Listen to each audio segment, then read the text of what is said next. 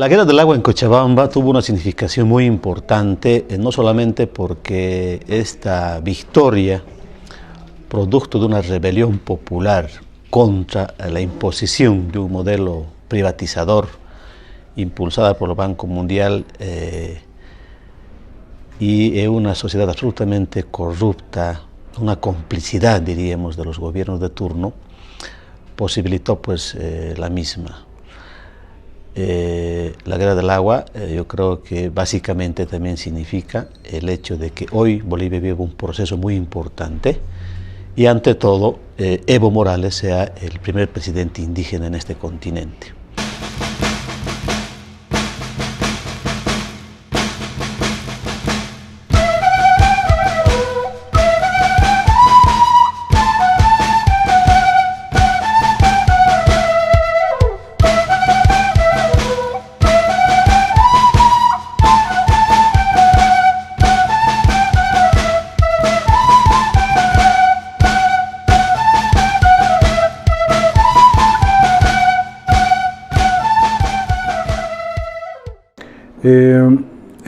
En la movilización del agua, la característica principal fue la articulación de las diferentes organizaciones sociales, a tal punto que tuvo la capacidad de tener movilizado a toda la población.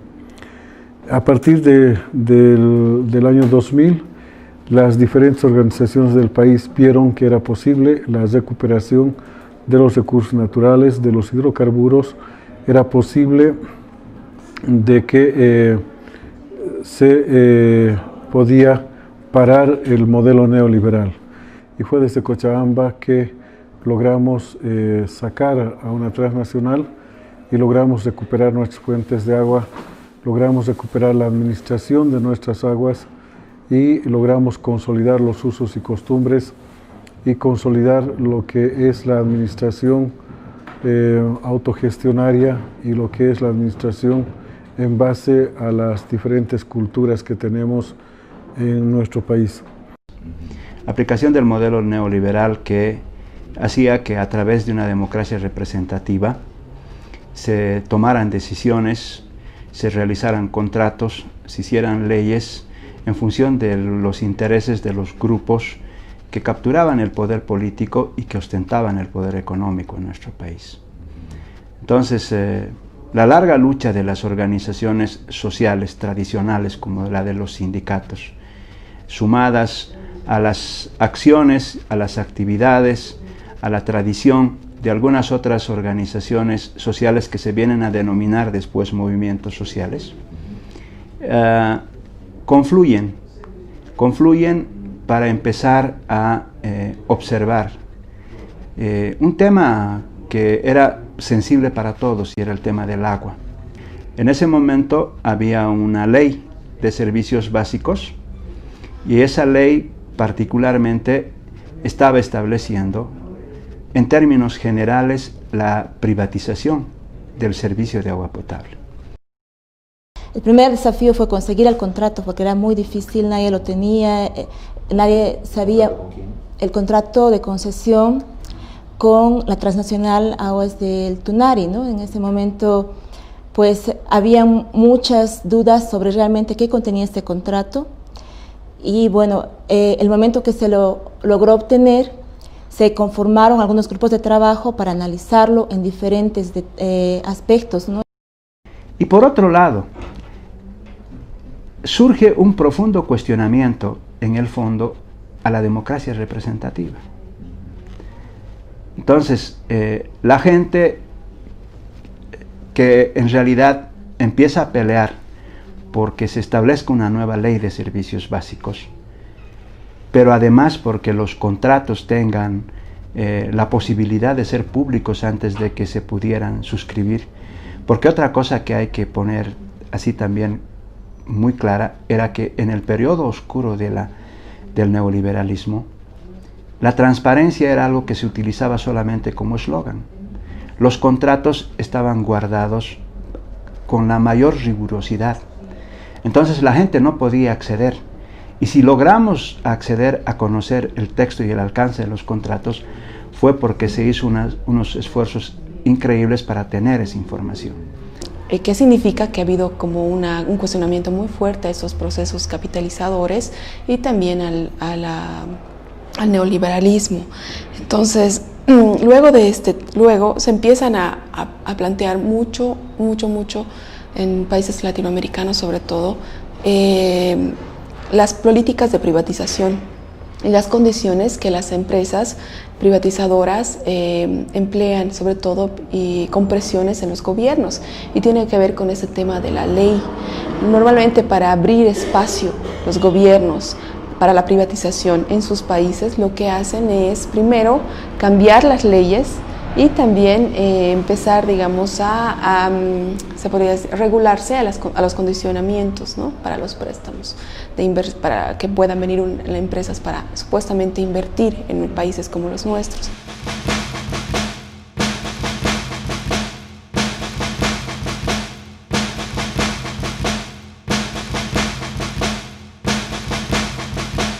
Y existía el gran riesgo de que todas estas fuentes de agua potable y de riego iban a pasar a manos de la transnacional. Posteriormente hicimos análisis también de la ley 2029, que fue promulgada a espaldas de la población, de las organizaciones sociales. Esta ley le daba legalidad a ese contrato inconstitucional. Debido a eso, los regantes fuimos los primeros en movilizarnos. Hicimos el bloqueo los primeros días de noviembre del 99, el primer bloqueo. Como federación decidimos convocar a una reunión a las demás organizaciones sociales de Cochabamba. Lo hicimos el 12 de noviembre en nuestra sede. Es ahí donde se formó, en la sede de la federación, la Coordinadora del Agua.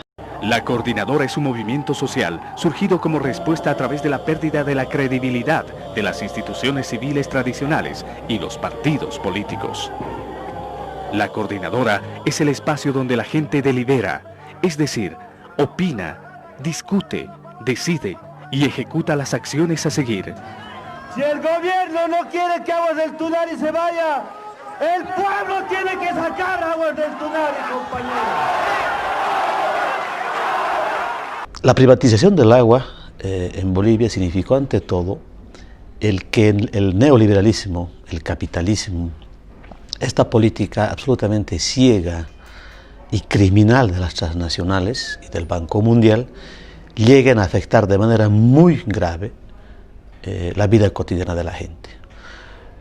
Podemos hablar de privatización de los aviones, de los minerales, de los ferrocarriles. Eso no afecta tanto la vida cotidiana de la gente como la privatización del agua. Es por eso que cuando se da esta medida, no solamente salen los sectores afectados económicamente por esta medida de privatización, sino ante todo sale la gente que no tiene agua, es la gente que está a la cabeza de las protestas, porque ante todo la gente dice: no se puede gestionar la vida si no puedes tener agua. Además, el agua produce la recuperación de los valores, de la cultura de nuestros padres y nuestros abuelos, cuando se dice que el agua es un regalo generoso de la Pachamama y que el agua es de todos, pero al mismo tiempo el agua es de nadie y por lo tanto nadie, menos una transnacional, puede apropiarse del agua. La gente se autoorganiza, se autoconvoca, organiza una coalición denominada la Coordinadora de Defensa del Agua y de la Vida, que al mismo tiempo yo diría se organiza tal como el agua nos enseña, es decir, una forma organizativa transparente, horizontal y en movimiento además. Esta coalición, compuesta por niños, jóvenes, varones, mujeres y ancianos del campo y la ciudad, es la que se moviliza durante 5 meses y logra ejecutar medidas de movilización, pero también de proposición, porque la privatización del agua significó elevación de las tarifas de agua a los que estábamos conectados a la red central, hasta en un 300%, una expropiación de los sistemas de agua autónomos construidos con el esfuerzo colectivo de la gente en las zonas periurbanas y en el campo, pero ante todo significa la creación de un mercado de aguas donde las fuentes de agua, como ríos, lagos, lagunas, tajamares y pozos de agua, que habían sido utilizadas por las comunidades campesinas durante siglos, de manera absolutamente autónoma, en base a sus propias leyes, desde la perspectiva de la comunidad, es que con la ley de aguas esto desaparece y cualquier inversionista extranjero se podía apropiar de estas fuentes de agua, dejando en la absoluta incertidumbre e inseguridad para la vida de las comunidades campesinas. La empresa que tomó una transnacional que penetró a CEMAPA y hizo que en el transcurso de 2 meses prácticamente subieran las tarifas a un 200, 300 y hasta 400%, afectándole a toda la ciudad que consume este líquido. Y ahí fue el malestar donde empezó por los barrios, las organizaciones, algunos líderes que tuvieron acceso al documento, al contrato, donde empezaron a denunciar, y los usuarios como yo empezamos pues a informarnos más y a ver que era algo que no se podía aceptar, porque simplemente era esta empresa Aguas del Tunari quería lucrar a costa de los ciudadanos.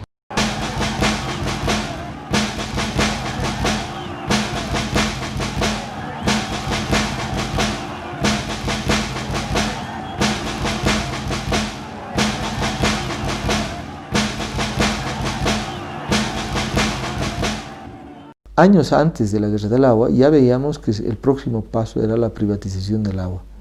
Entonces nos preparamos técnicamente para conocer cómo iba a darse este proceso en términos jurídicos legales. Se ha demostrado incluso científicamente que frente a todos los medios oficiales, a nivel mundial incluso, los pueblos van a buscar la verdad. Aparte de encontrar la verdad de la subida del agua en un 300%, se informaron quiénes estaban realmente detrás de todo este negocio. Y esta información era absolutamente necesario de difundir, el poder indicar que hay una transnacional que estaba detrás de esta famosa empresa Aguas del Tunari. Yo salí en abril a las calles, como mucha gente salió para ver, porque estaban reprimiendo y gasificando, ¿no? Y con un grupo de jóvenes, de compañeros que tenía de un grupo juvenil de parroquia. Estuvimos por la Ayacucho y a Roma, caminando y viendo lo que estaba pasando en pleno abril nosotros, ¿no? Informándonos en la calle con la gente lo que estaba sucediendo con el tema de la privatización del agua y de la empresa que estaba a manos de esta transnacional. Para mí ha sido como la escuela, un despertar de saber que hay cosas que están pasando y que como jóvenes más que todo debemos de saber, ¿no? Porque al final es nuestro futuro. Además la cuestión de la cosa pública, quienes deciden sobre la cosa pública en este país, ¿no? Pues salíamos todos los días, son más o menos casi entre 4 o 5 kilómetros de la ciudad, y veníamos todos los días, niños, jóvenes, adultos, nos veníamos a pie con nuestros palos, nos traíamos agua, ¿no? Y algunos momentos también se llevaba refresco en la tarde para poder ayudar a los jóvenes que estaban en la plaza trincherados, ¿no? Defendiendo también. Especialmente ellos eran universitarios, ¿no? Los chicos se quedaban todo el día, toda la noche se quedaban generalmente los más jóvenes, ¿no? Y de los valles teníamos que venir a reforzar todos los días, era de caminar, pero nadie te obligaba, no había multas, no había nada, era cuestión de conciencia de que sí teníamos que defender todo lo que era público, ¿no? Porque sabemos qué significa la privatización. Estos hechos a mí me ayudan a darme cuenta de cómo la gente en procesos realmente de justicia, en procesos de honestidad, en procesos en los que los valores que se persiguen son verdaderos, se identifica y saca lo mejor de sí mismos. Muchachos de la calle que habitualmente son pandilleros o delincuentes estaban totalmente involucrados, ayudando a los que caían heridos, involucrados como valientes muchachos en esa guerra del agua, fueron llamados guerreros del agua muchos de ellos. Estuvieron defendiendo la plaza, tomaron las 4 esquinas de la plaza y estaban pernoctando, todas las noches estaban ahí, y fueron los que más esfuerzo hicieron probablemente. Uno de ellos murió en el campanario de la iglesia, lo encontramos ahorcado justo el día que terminó la guerra del agua, Y fueron muchachos que ese día se identificaron, yo creo, por primera vez en su vida como ciudadanos, como partícipes de una acción de toda la ciudadanía. Bueno, aquí en las plazas de las banderas nos hicieron retroceder los policías desde la plaza principal hasta aquí. No pudimos entrar a la plaza durante muchos días. Esto era una concentración de una batalla entre policías y sociedad civil, pero en la Guerra del Agua la gente salió, todo estaba bloqueado, todo Cochabamba, y se ha logrado concertar y sacar a una transnacional. Hemos sacado al comité cívico, hemos tomado, y tú puedes ver ahí están, han puesto esas rejas en las ventanas, como ventanas, porque cuando vinimos todo lo hicimos bolsa, todo estaba roto, la ira y la bronca del pueblo era inmenso, que era incontrolable, no se podía controlar al pueblo, que ellos vinieron y destruyeron, ¿no? Que nadie quería ser un héroe, mártir, pero sí sabíamos que iba a haber heridos, sabíamos que iba a haber mucha gente golpeada, arrestada, torturada, pero teníamos que hacer esa guerra, ¿no? Porque era algo importante, es la guerra del agua, ¿no? En el contrato era mucho más duro el tratamiento porque el gobierno se empeñaba en proteger a la transnacional, a pesar de que habíamos demostrado, los compañeros profesionales técnicos que estaban en esa comisión, habían demostrado que hasta la constitución de esa sociedad de Aguas del Tunari era absolutamente ilegal. Decidimos nosotros convocar a un referéndum, ¿no? Preguntando a la población si quería o no que se anule la ley de agua potable y si quería o no que participe o que se vaya a la transnacional. Participó cerca de 60.000, 70.000 personas. Lo hicimos, creo que en menos de 10 días preparamos eso y de forma mayoritaria en la ciudad por lo menos la respuesta era que tenía que irse a la transnacional y que también debería anularse la ley. Los días que sostuvimos esta guerra del agua fueron muy tensas.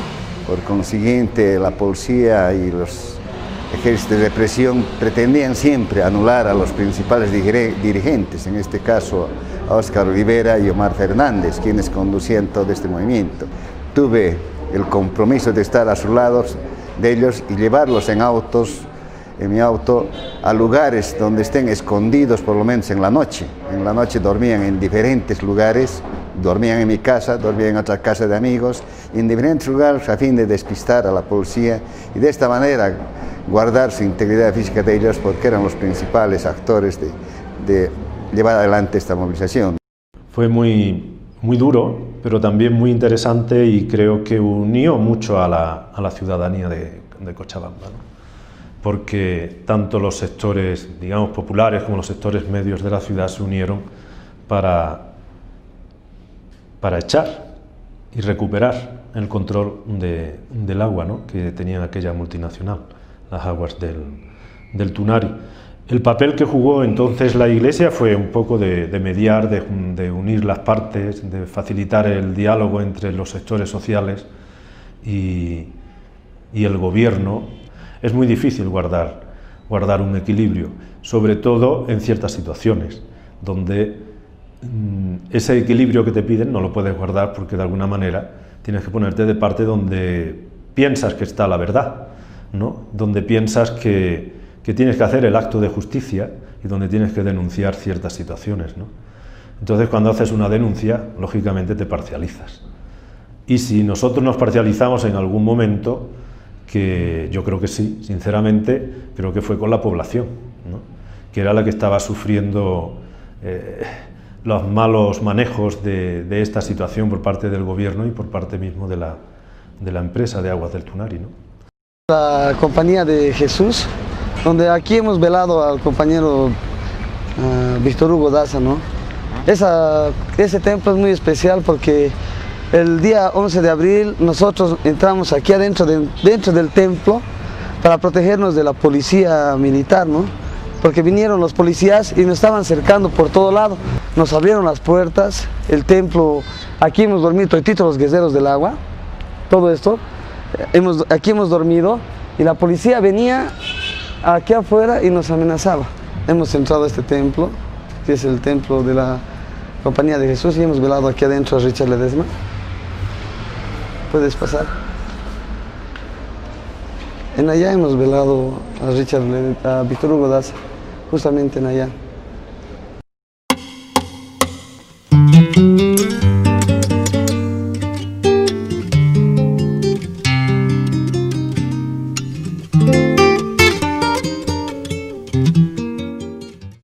Se paralizó económicamente todo el departamento porque los regantes, ayudados por la Federación de Campesinos, bloquearon todos los ingresos a la ciudad, se paralizó económicamente, siempre con heridos, con bajas de parte nuestra, hasta que el mes de abril, nosotros llamamos un poco la batalla final, fue la decisiva, ¿no? Se empezó un bloqueo el 4 de abril y terminó el 11 de marzo, ahí murió un compañero, hubo bastantes heridos, fue un enfrentamiento muy fuerte y el gobierno se vio obligado a imponer un estado de sitio. Yakusninchikta mana otiachikuspa manata mana ujruna apaygachan, mana chayqa tukuy pueblo de Cochabamba apaygachan. Entonces el objetivo era no entregar a las manos de los transnacionales el agua, sino administrar ellos mismos. Eso era la idea al final y se ha logrado de expulsar al Aguas del Tunari, que ha sido es un empresario muy grande a nivel de Norteamérica. Entonces hemos logrado, la lucha no ha sido en vano. Se ha derramado la sangre, ha habido heridos, gracias a las bases.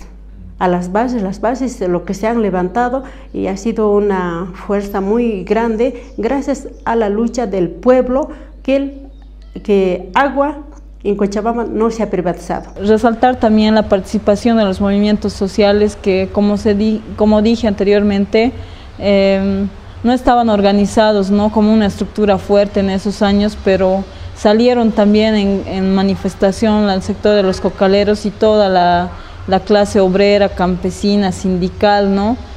Y fue ahí que se inició realmente la lucha por la preservación de los recursos naturales y la recuperación de las empresas privadas, ¿no? Y que no se puede jugar con un recurso natural como es el agua porque es una fuente de vida. Todo este es la calle Avenida Heroínas, fue el centro donde empezamos a desbloquear la policía. De aquí a 2 cuadras está la policía. Nosotros tomamos la policía. Aquí me han arrestado el 7 de abril. Todo este lado al otro lado hemos tomado, hemos reventado, ¿no? Justamente todo esto es la Heroínas hasta el final. Todito esto se ha tomado. Aquí fue donde era el enfrentamiento más fuerte en esta calle, en la Ayacucho, en la Bautista y en la España. Y Bolívar sobre todo, ¿no? Fue increíblemente una guerra, era un campo de guerra todo esto. Era un campo de guerra increíble. Todo el tiempo estábamos con gasificadas, enfrentamientos, luchas. La gente estaba emputada, pero estaba con la sangre hirviendo y el corazón caliente.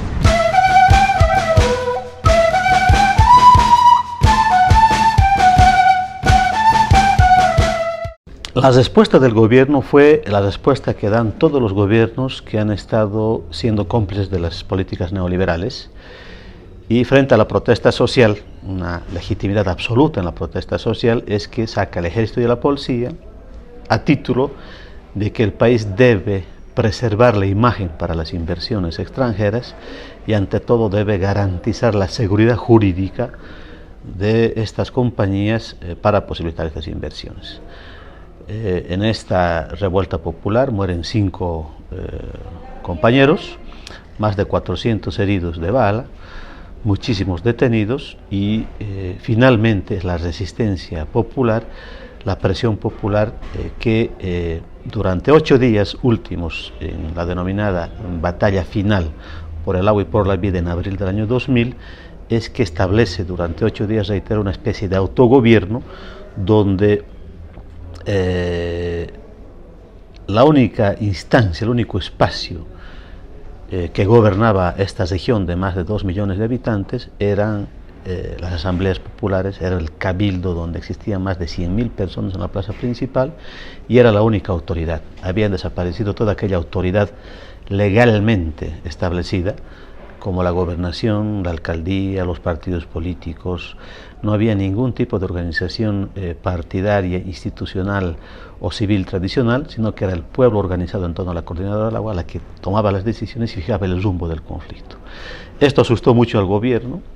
El gobierno no tuvo otra alternativa que romper el contrato con la empresa norteamericana Bechtel, que había logrado la concesión para el manejo de la empresa de agua durante 40 años, pues no duró más de medio año esta concesión, y además el Congreso Nacional en 24 horas aprobó una nueva ley propuesta desde la base, desde las comunidades campesinas y los pueblos, las regiones populares, que mínimamente garantizaba el agua como un bien común, como un derecho colectivo y que no podía ser privatizada el agua. De hecho, es la primera vez en nuestro país que una ley es reformada en aproximadamente el 50% de sus artículos. Eso históricamente nunca se había dado. Esta es la primera vez y pues se debe justamente a esto que, como te digo, algunos llamaron esta alianza entre los sector técnico, digamos, y los movimientos sociales, ¿no? Que encuentran, digamos, intelectuales comprometidos, ¿no? Con sus demandas, que les van a dar un respaldo, ¿no? Teórico, un respaldo, digamos, de conocimiento más técnico a lo que ellos estaban pidiendo. Hay dos cosas que son importantes ahí, ¿no? Uno, que la ley que habían aprobado los parlamentarios fue desechada y se aprueba una ley que se trabajó con los movimientos sociales. Con la fuerza de la movilización, con la fuerza que habían adquirido las organizaciones populares en la ciudad de Cochabamba, logramos que el Congreso se reuniera como nunca para tratar un tema específico. Y es que llevamos nosotros un proyecto de ley a la ciudad de La Paz para que el Parlamento lo discutiera y lo aprobara. La guerra del agua es un sector que logra derrotar, obliga a un gobierno a derogar un contrato, a modificar una ley. La guerra del agua no se suspendía la movilización, aunque ya se había ido a la empresa Aguas del Tunari, porque no se aprobaba la modificación de la ley en el Parlamento. Se obligó a que durante esos días de abril se reuniera y la Cámara de Diputados y la Cámara de Senadores y aprobaran. Y hasta que no hubiera aprobado en detalle la Cámara de Senadores, la movilización en Cochabamba no se suspendía. Es decir, fue un hecho contundente. El poder legislativo y el ejecutivo, bajo la presión de los movimientos sociales, hasta que esto se cumpla en un 100%.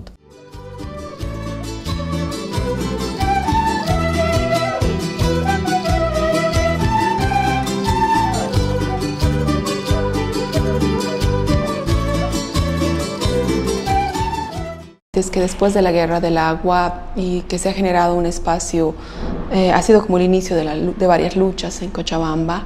El tema del agua, no solamente a nivel nacional, sino a nivel mundial, ha empezado a ser como un tema de bastante discusión y ha generado, digamos, muchas protestas y mucha resistencia, sobre todo en países latinoamericanos que han empezado a cuestionar muy fuertemente el tema de la privatización y las inversiones extranjeras con apoyo del BID, del FMI, del Banco Mundial.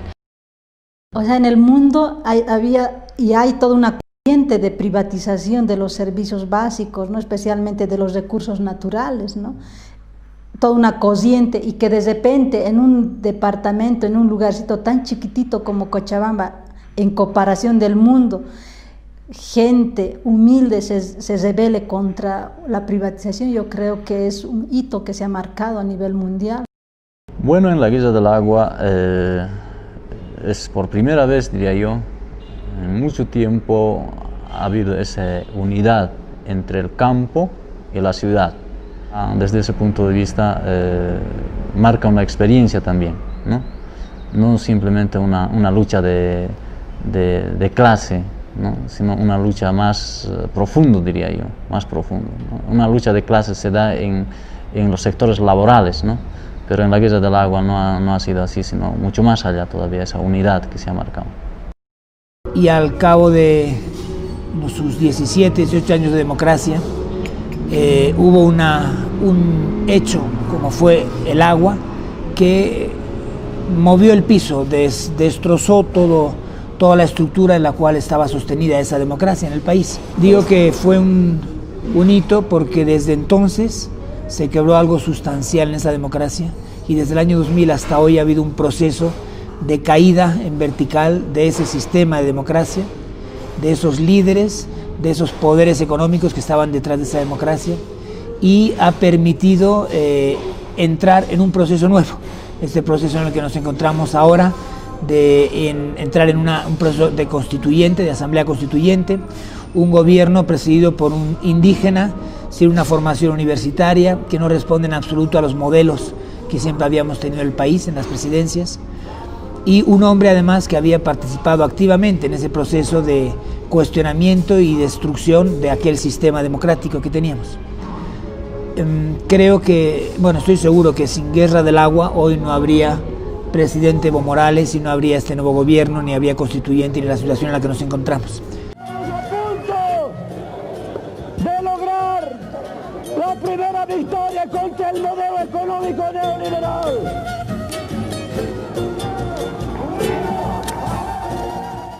Esta es la plaza principal, estamos en plena plaza principal, 14 de septiembre. A mí me nombraron el banderas porque yo andaba siempre con la bandera roja, amarilla y verde boliviana en adelante, siempre, enfrentándome con los policías, con los dálmatas, con los militares. Tomamos la plaza y me quedé en aquí. En aquí formamos las trincheras y logramos aquí hacer los puntos de estrategia, ¿no? Logramos tomar la plaza, logramos cercar todo Cochabamba, toda la plaza.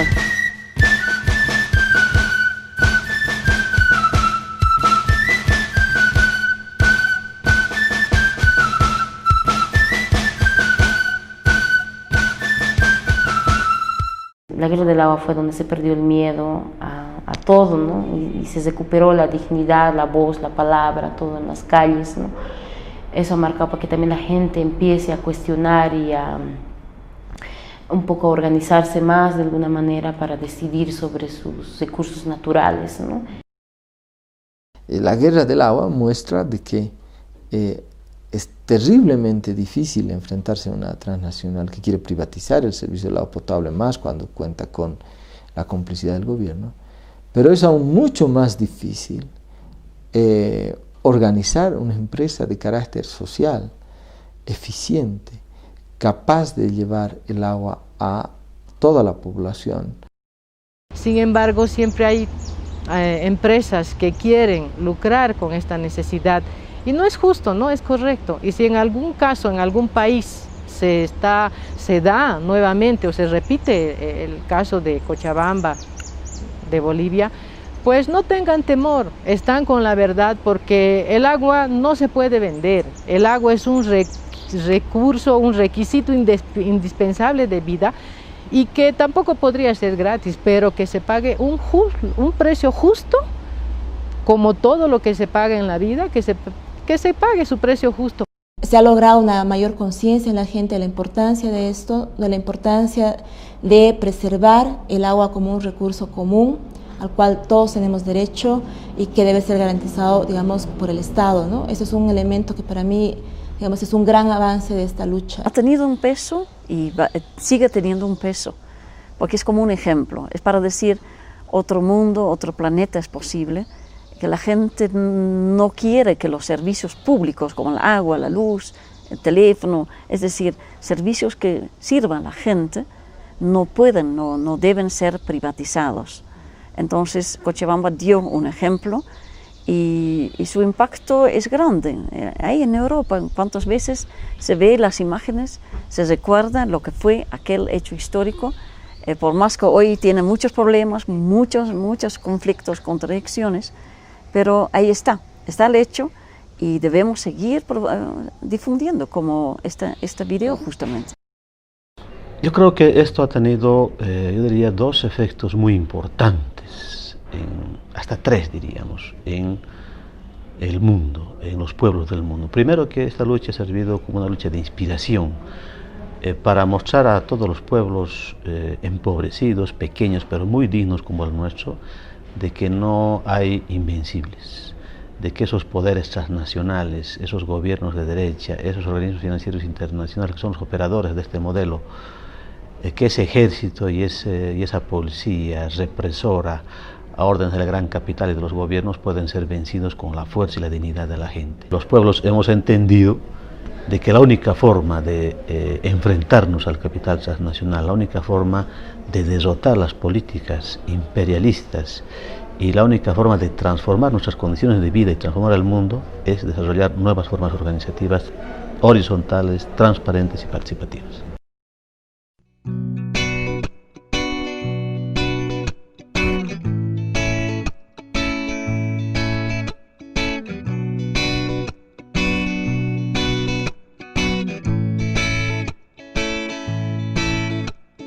Hay que ver la mano que sujeta gritos en lo alto de la altura, con su voz de coca, con su piel de invierno, con las perpetuas cicatrices del sonido inevitable de la vida.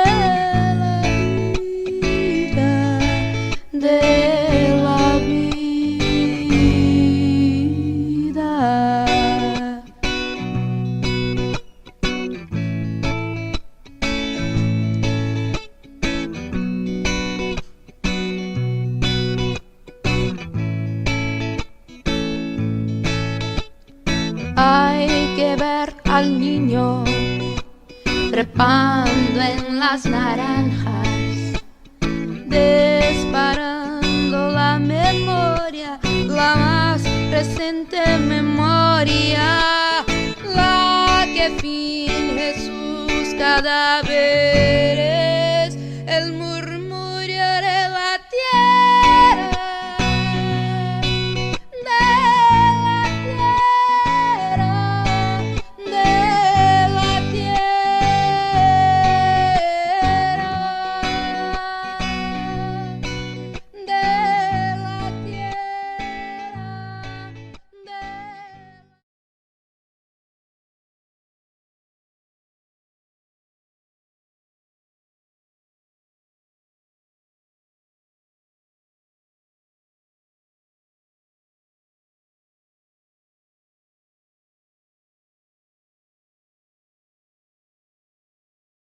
O a la cámara, o como quieres. No. A ver, a la cámara.